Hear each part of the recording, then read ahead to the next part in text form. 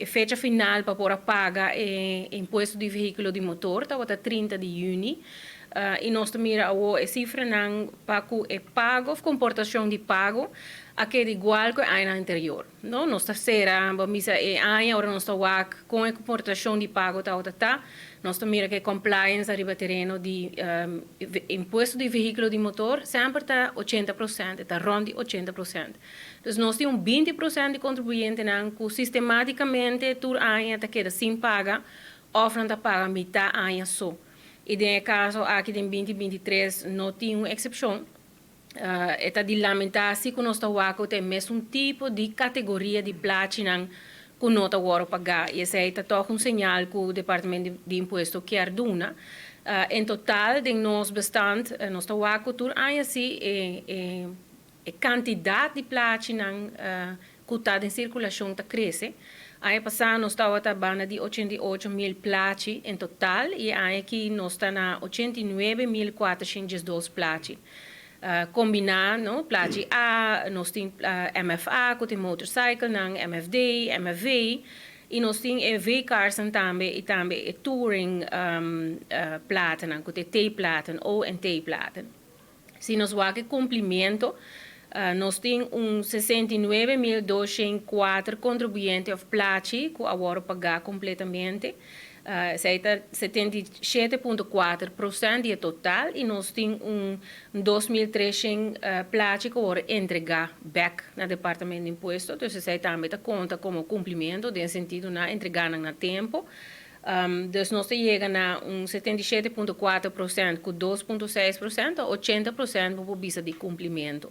Nós vamos abrir, entrando de viernes, dia 8 de setembro, a possibilidade para nós contribuintes por começar a pagar imposto de veículo de motor.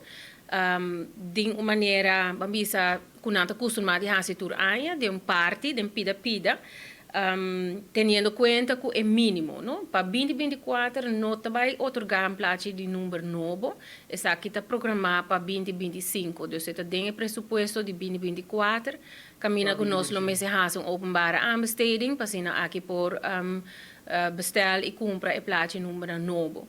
Essa aqui está dando assim, com parte e peso financeiro, podia pago de imposto durante o luna não está bem, e está beneficiar esnanco, por exemplo, de mais com um auto, ou esnanco tem dificuldade financeira para por pagar o imposto de veículo de motor. Kiko de condição não, é condição não para serviço de pago parcial.